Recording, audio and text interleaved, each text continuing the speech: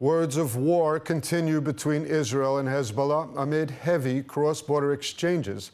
Lebanese terror chief Hassan Nasrallah threatened that nowhere in Israel would be safe in an all-out war and threatened Cyprus for backing Israel.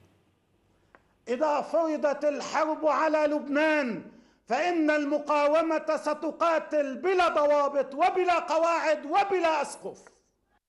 Speaking from his bunker in Beirut, Nasrallah said there will be no place safe from Hezbollah weapons in the event of a broader war. وهو يعرف أنه لن يكون هناك مكان في الكيان بمنأى عن صواريخنا ومسيراتنا. For the first time, Nasrallah threatened that if a full-scale war breaks out, nowhere in Israel would be safe, and also threatened Cyprus and other parts of the Mediterranean. يجب أن تحذر الحكومة القبرصية أن فتح المطارات والقواعد القبرصية للعدو الإسرائيلي لاستهداف لبنان يعني أن الحكومة القبرصية أصبحت جزءا من الحرب وستتعاطى معها المقاومة على أنها جزء من الحرب. Reacting to the speech, Israeli officials said Nasrallah is under stress from the strident warnings conveyed to him by U.S. envoy Amos Hochstein and by Israeli remarks that indicate a change of direction and impending war. Chief of Staff Halevi visited the Northern Command and told officers that the defensive posture of the past 8 months must change to allow for Northern residents to return to their homes safely. ותראו, המבחן שלנו הוא לראות שאנחנו היום מגנים, מחר מנצחים, מחרתיים מחזירים את התושבים חזרה למציאות הרבה יותר בטוחה, ואחר כך גם איתם בונים ומשקמים ועושים את האזור היפה הזה ליותר חזק ממה שהוא היה לפני המלחמה. Day 258 of the war in Gaza finds IDF tanks backed by warplanes and drones advancing into the western parts of Rafah. After a security assessment, the IDF Home Command has now issued directions allowing civilians from some Gaza border communities to return to their homes evacuated after the October 7th onslaught. IDF tanks reportedly advanced in 5 neighborhoods accompanied by heavy shelling and Hamas gunfire. It's estimated that the vast majority of the civilian population has now fled Rafah. 2 of the 4 Hamas battalions in Rafah have been largely destroyed, and military experts are saying that the IDF can fully defeat remaining organized resistance within a few weeks' time. At the same time, IDF spokesman Hagari issued a sobering assessment of Israel's stated war aim of eradicating Hamas. In an interview with Channel 13, Hagari said the goal was unattainable. This business of destroying Hamas, making Hamas disappear, it's simply throwing sand in the eyes of the public, he said. Hamas is an idea. Hamas is a movement. It's rooted in the hearts of the people. Whoever thinks we can eliminate Hamas is wrong, Hagari said. The winding down of the warfare has prompted the IDF Home Front Command to announce new regulations for some Gaza border communities. In some of the specified communities near the Gaza Strip, educational activities can now be held without restrictions, with gatherings permitted for up to 1,000 people and workplaces proceeding without restriction. In several communities, restrictions will remain in place for now. In a related development, and according to a Wall Street Journal report, the Biden administration is holding up the sale of 50 F-15 fighter jets. The State Department insists there is no policy of slowing weapons transfers over differences in the conduct of the war in Gaza. And joining us now from Philadelphia is prominent Middle East historian Dr. Daniel Pipes, whose new book, Israel Victory: How Zionists Win Acceptance and Palestinians Get Liberated, offers a detailed roadmap on how Israel can win the war. Dr. Pipes, the IDF spokesman, commented that Hamas is an ideology, an idea that will not disappear or be fully eliminated. Do you agree with him, or is there a way to win the war total victory? There's no question that Hamas represents something larger than itself. It is part of the Islamist movement, whose origins go back centuries, and whose modern phenomenon began about a century ago.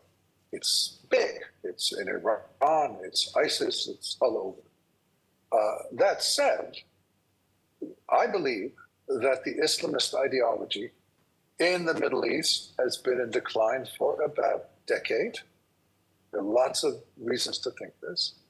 And the shattering of the Hamas pseudo-government in Gaza and the capture of its leaders will be a major blow to Hamas. No, it won't disappear entirely, but it will be much weakened if the Israelis do the right thing.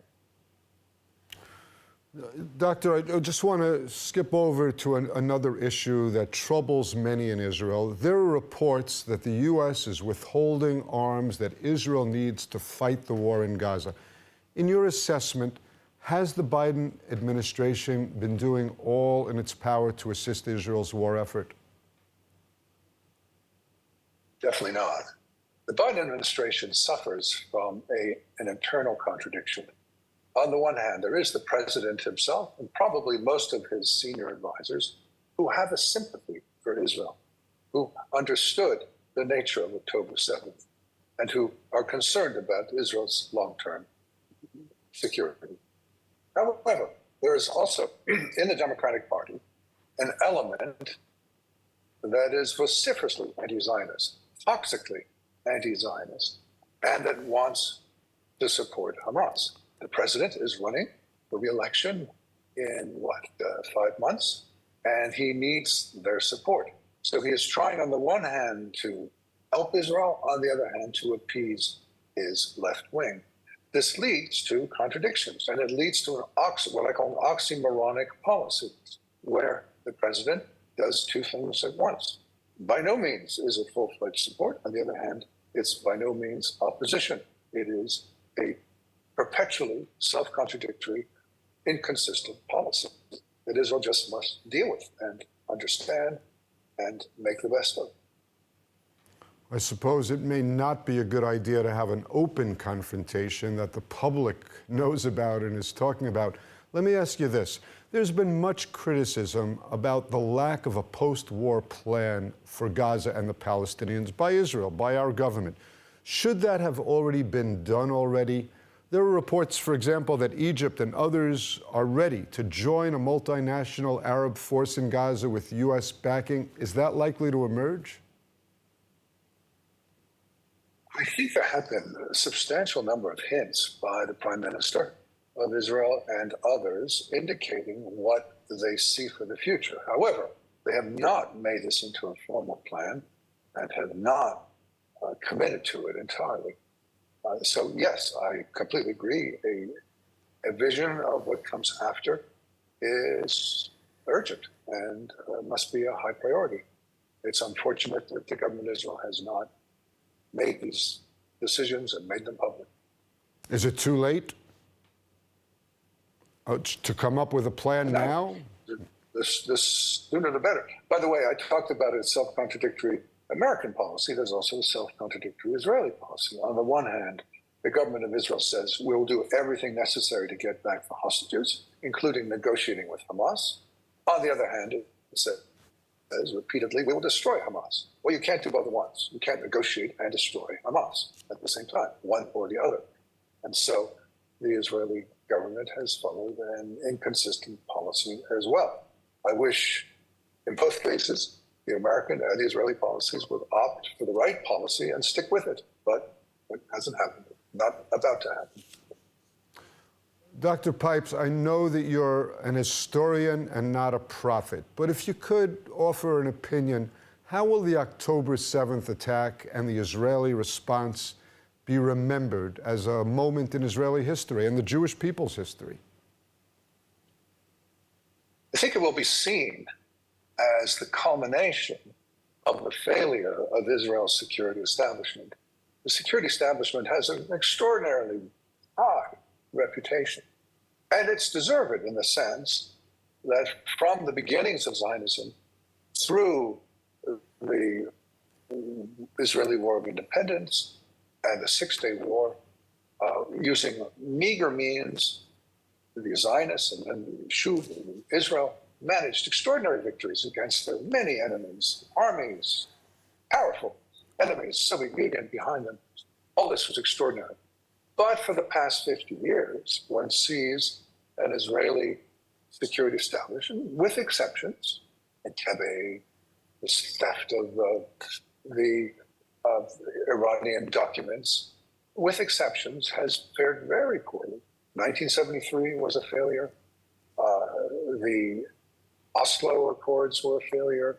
The retreat from Gaza in 2005 was a failure. And October 7th was the greatest failure, the most obvious failure of them all. So what I think this is a kick in the pants of the Israeli security establishment that it needs to wake up and change. It's not the great hero of the old days. It is a failure, and it must change its ways profoundly. Dr. Pipes, it's been a real pleasure for me to have your insights. Thanks so much for being with us at ILTV. Thank you for inviting me.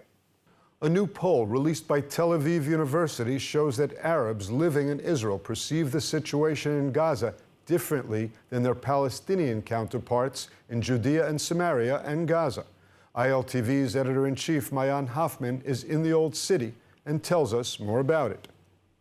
Thank you, Steve. I'm standing here in the Old City of Jerusalem. The Arab market is behind me and it's scorching hot. But the truth of the matter is, Jews, Arabs, and Christians are living here and coexisting peacefully.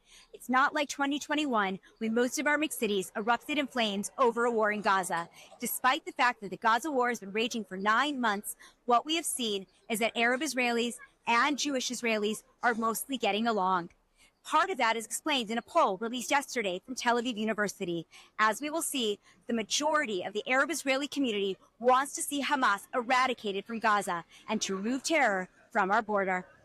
A study released yesterday by the Moshe Dayan Center at Tel Aviv University asked Arab Israelis who should assume responsibility for governing life in the Gaza Strip after the war. While nearly 60% said that the Gaza Strip should be governed by Palestinians, and 24% said those Palestinians should be local bodies in Gaza, nearly 20% said they would like to see the Palestinian Authority take control.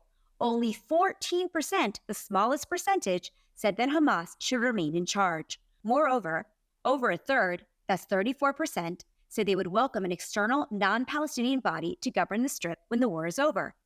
Who would that body be? 19% said they would want to see an international force, such as the United Nations. The second most preferred option was Israel, although that was only 8% of the respondents who would like to see an external force.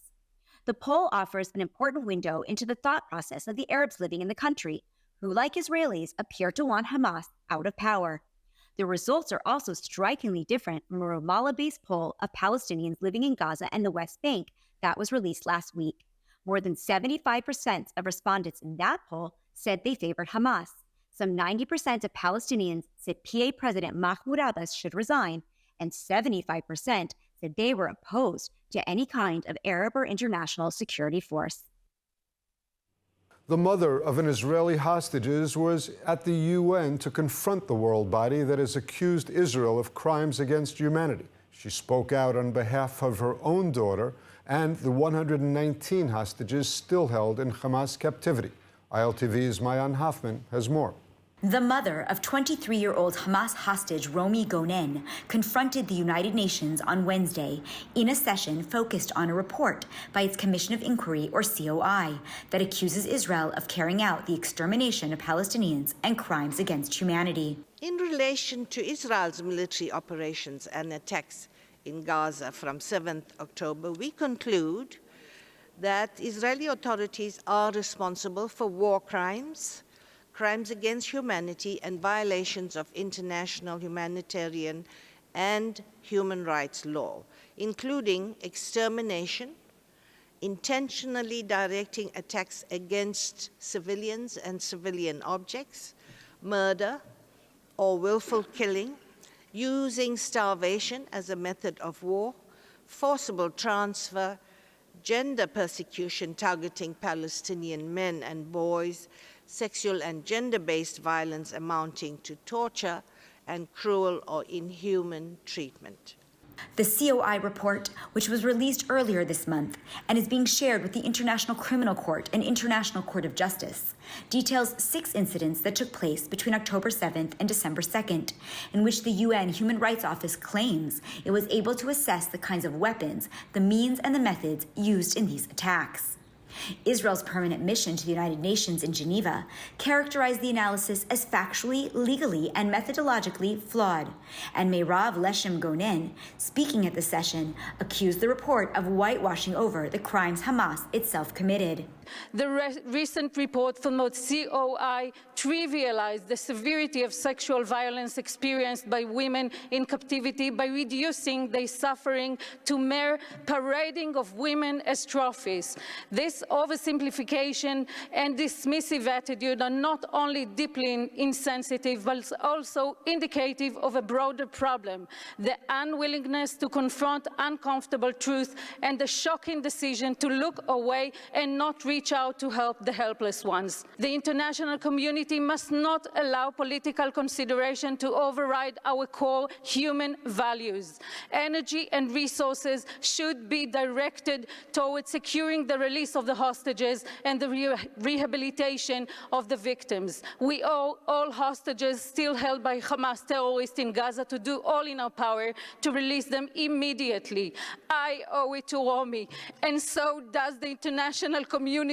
Hamas has said that Israel's offensive has killed more than 37,400 people in Gaza. Israel launched the war to destroy Hamas in response to its attack on October 7th, in which the terror organization murdered 1,200 people, mostly civilians, and took 251 people hostage. In a disturbing anti-Semitic attack, a 12-year-old French girl was gang-raped in a Paris suburb. The Jewish community and the French government are calling for action.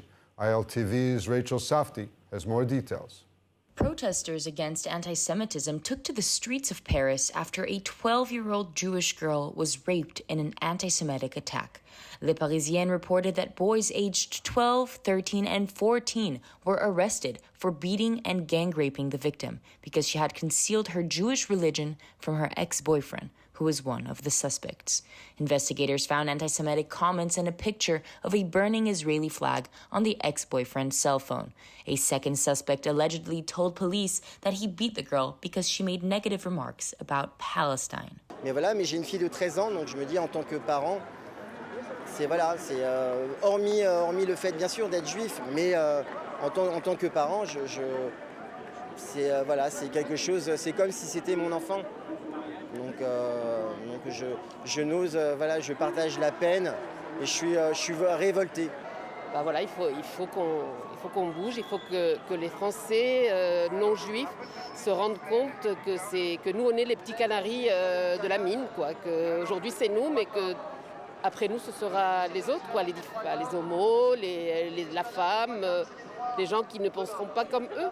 Donc c'est ça, je pense qu'il faut essayer de transmettre à nos compatriotes, quoi. 2 of the boys were given multiple preliminary charges, including aggravated gang rape on a minor younger than 15, violence and public insult motivated by religion, death threats, attempted extortion, and unlawfully recording or broadcasting of sexual images. French President Emmanuel Macron called on Education Minister Nicole Belloubet to organize a discussion in all schools on the fight against anti-Semitism and racism. French Chief Rabbi Chaim Corsia said that this shocking case joins a long line of violent cases experienced by French Jews in recent months. In a normal year, we were used to seeing about 400 cases of violence against Jews. In just 3 months after October 7th, we witnessed almost 1,600 cases, he said. We are no longer just fighting for the legitimacy of the State of Israel to protect its security. We are fighting for the protection of Jews around the world, said Rabbi Corsia. The French women's rights organization's Foundation des Femmes said on social media that when children rape children, it is society as a whole that must ask itself the question of its responsibility in the face of violence, anti-Semitism, and misogyny at home.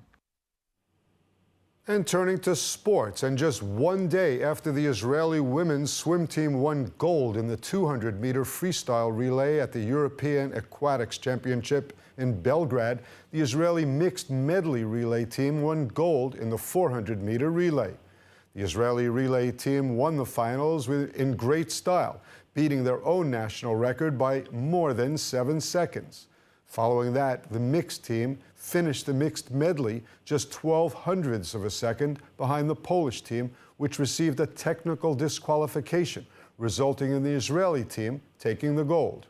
Israeli swimmer Anastasia Gorbenko medaled in both races and then went on to gain a third gold medal in Belgrade, winning the breaststroke final with a huge gap of over 4 seconds.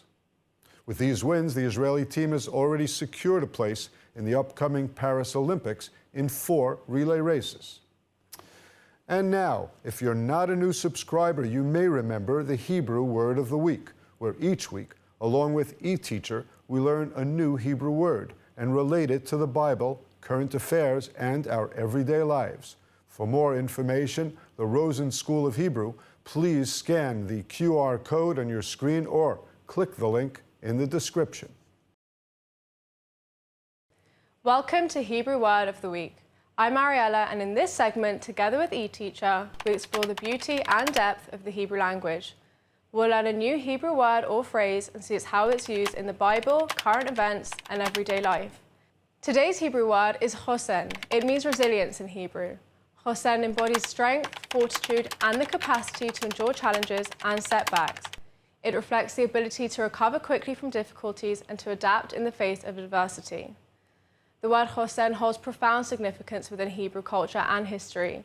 It conveys the resilience of individuals, communities, and nations in overcoming obstacles and preserving their identity and values.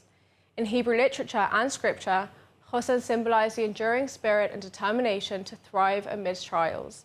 In Hebrew, chosen is used to describe personal resilience and the collective strength of societies facing hardships or crises. Here are some examples of how the word chosen is used in a sentence. La'am Yisrael yesh chosen rav, meaning the people of Israel have great resilience, or ha-chosen halomi hu ma she'me'ached otanu, meaning the national resilience is what unites us. So if you're interested in learning more about the Hebrew language, check out eTeacher. This online and live course is the most established Hebrew language instruction institution. You can learn with a time-proven method for every level or start from scratch. eTeacher offers dynamic online courses with live video lessons, weekly webinars, and ample support, and allows you to connect to a lively global community for an enriched learning experience. I hope you enjoyed learning about the Hebrew word chosen. Please join us next week for another episode of Hebrew Word of the Week. In the meantime, I encourage you to practice using the word chosen in your own life, and feel free to share your experiences with us in the comments below. And now let's take a look at the weather forecast. Mostly clear skies are expected tonight with temperatures reaching lows of 22 degrees Celsius or 73 degrees Fahrenheit. Tomorrow we should see partly cloudy skies accompanied by hot weather as temperatures reach highs of 34 degrees Celsius or 94 degrees Fahrenheit. Temperatures should stay about the same over the weekend. Well, that's all for today's news. For more updates from Israel on all of your devices, check out our ILTV channels, subscribe to our ILTV newsletter, and don't forget to check out our website, iltv.tv, with all the latest news from the heart of the State of Israel. I'm Steve Leibowitz. Let's win the war and bring them home.